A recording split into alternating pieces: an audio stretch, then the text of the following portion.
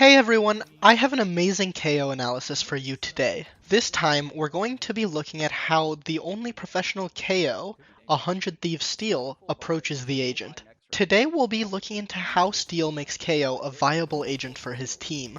Firstly, we'll be looking into statistics of where his first knife each round lands on both attack and defense. Then, we'll examine the idea behind his knives and the individual purpose of each one. After that, we'll get into the nitty-gritty, where I'll show you his lineups for the important knives and plays. Finally, as we did with Astra, I'll give you some SoloQ tips for playing KO, as I dedicated this act to learning him to make this guide for you. Getting into where Steel's knives land, let's start with defense, as there's a finer selection of knives he chooses from. The graph you see on the screen shows you what % of rounds a specific knife was thrown, depending on where it lands, not where it was thrown from. We'll get into that more later. As you can see, there are three main knives that are essential to learn to play KO on Haven. Firstly, this C long knife that's thrown roughly a third of rounds. Then, there are these two mid knives that are both thrown in just above 20% of rounds. We'll analyze the purpose of these in the next section, so let's quickly see where Steel places his attack 0 points. On attack, the graph looks extremely distinct. There's one clear, dominant knife that he throws almost half the time, and it's this one. Then, there's a litany of knives that he can choose between, depending on the strat and situation. The corresponding map shows you the area each of these covers. Now that we've gotten the stats out of the way, let's move on to Steel's philosophy on playing KO and the intent of his most used knives. I am confident in saying that Steel does not throw his 0 point with the intention of disabling players. He throws them to get specific information on enemy locations. Let's look at an example of what I mean. His most common attack knife is this one. He could get the same disable off short by throwing this knife deeper, and he may disable some players B or A link. However, then the disable notification wouldn't let him know that there's a player short, just that there could be a player short.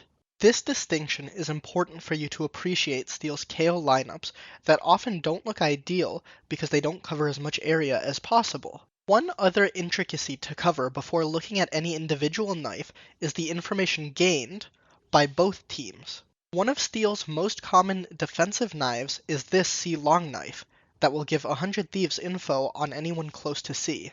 However, notice how in these two rounds he throws these knives from both C site and A long, and they land nearly identically.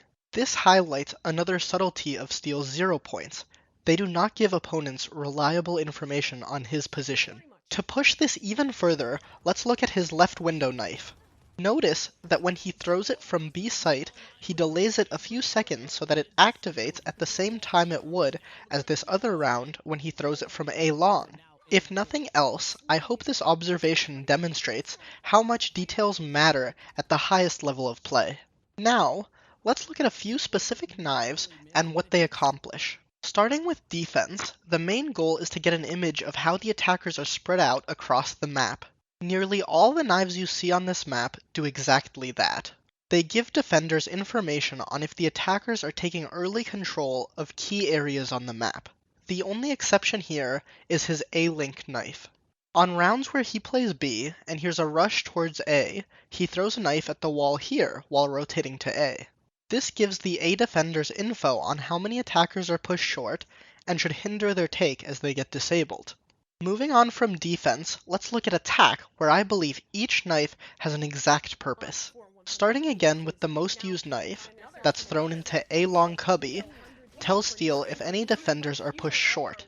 Here's an example where he gets a free fragment kill off this info. But again, the lack of info is info, and on rounds where the knife doesn't ping, 100 Thieves can run up short faster and save util for the site take. Looking into the next knife, I believe this A-link knife is used to read the defense and check how fast rotates will be. If this knife pings someone while you're rushing A, you can expect 3 defenders to be there, and disable that third defender who's rotating from B to not be able to help the site players with util. Its other purpose is to read the setup. Steel throws this knife on rounds they are not rushing A, because if the knife pings someone, it most likely means that C site will be hard to take because the second A player is actually playing between A and B, leaving the dedicated B player free to fast rotate to C. The last offensive knife we'll look at is this garage knife. Interestingly, Steel throws this at the garage door instead of in garage, where it would ping more people. I believe he intentionally doesn't want to ping people in garage window, as this knife will more precisely tell him where the garage player is. If the garage door knife pings you, you know there's a player in garage, and you need to spam the box and clear close left while entering. However, if it does not ping, you can enter garage staring at window, knowing that you're safe from close angles. Contrast this to a knife that pings both garage and garage window, and you'll see that you have to clear every angle as if you didn't have that knife at all. On screen, I'll quickly cover some of the most important lineups that Steel uses. Note that not all of these were caught on stream, so some of them I've made up based on where he was standing and where they landed, so they may not be 100% identical. Riot, please give us a demo viewer. Anyways, here are the defensive lineups in order of most used, and if there are multiple lineups for the same spot, I've included a few of them too. I'll try my best to highlight in red where I look at to make the lineup consistent.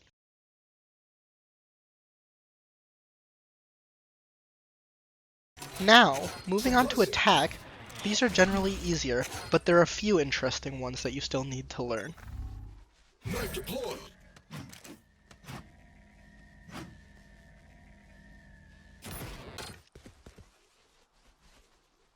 Suppressing.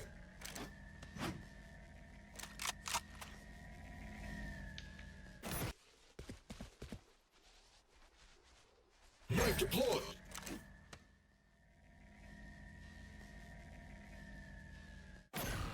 Lastly, as always, let's look at some SoloQ tips to playing KO. The first tip comes from a pattern I noticed with how 100 Thieves uses the KO ult, null command. In the 4 games I watched Steel, he won every single attack round he used his ult on. This is meaningful because they approach these rounds nearly identically. Think of the KO ult as a Phoenix ult combined with a Killjoy one. You get to be revived to help in the post plant, and defenders should generally play retake off of it, especially sentinels. On attack, Steel would call a quick site split where he ults up short A or through garage with 2 teammates with him and the other 2 either long C or A. This should almost always guarantee you the site, as sentinels and initiators should be useless, and duelists will have no escape after killing you and should easily be traded, and your team can then revive you. The second SoloQ tip will be a bit more niche. You can protect your teammates/abilities from certain ults. On rounds that you notice that the Raze, Jet, or especially enemy Sova have ult, you should be ready to quickly react and cancel them with either your knife, or you could preemptively save a Killjoy ult by combining it with your ult. KO initially seemed to be a simple duelist-like initiator, but to play him at the highest level, you need to master his knife to carefully dissect information from the enemy. I hope you enjoyed this guide and learned a lot from it, as I certainly did. KO is a lethal pick in SoloQ, as most people aren't used to this niche pick, especially if you master him. Good luck with your grind, and please remember to like and subscribe if you made it to the end of this video. Thanks, see you in the next one. Bugsy out. Oh! I'm actually so much smarter. Oh!